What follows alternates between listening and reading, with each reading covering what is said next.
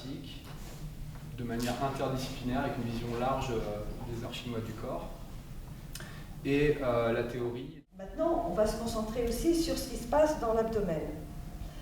Quand on respire normalement, puisque vous êtes déjà assez décontracté de toutes ces parties-là.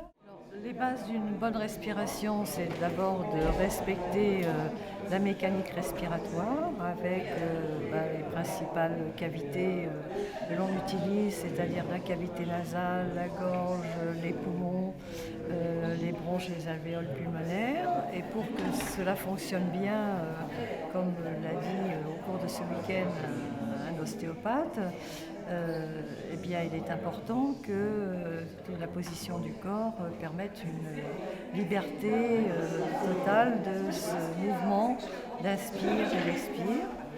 Ensuite, on peut déjà essayer d'observer cette respiration, de voir comment elle est, de pouvoir prendre un peu de temps chaque jour, n'importe quand.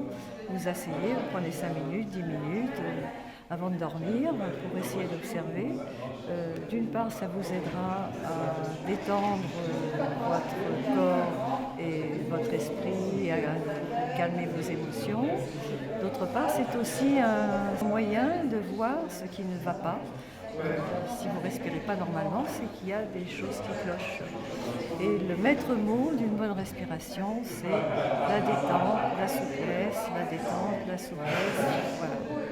Un enfant, normalement, quand il naît, il sait bien respirer, mais c'est comme le corps, normalement, quand il est là, au début, toutes les cellules sont bien nourries, tout est neuf, tout est bien, et qu'au fur et à mesure de notre vie, des habitudes que l'on prend, notamment des mauvaises habitudes, eh bien, on respire mal. Il suffit, c'est très facile à observer, quand vous avez une peur, tout de suite, votre respiration se bloque.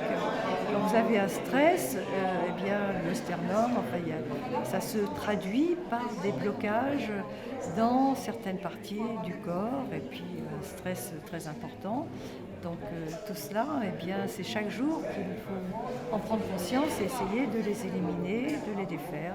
Et on dit en Chine que quand on expire, on crache tout ce qui est mauvais, tout ce qui est mort. Et quand on inspire, on se nourrit de toutes les bonnes choses, de la pureté et de la vie.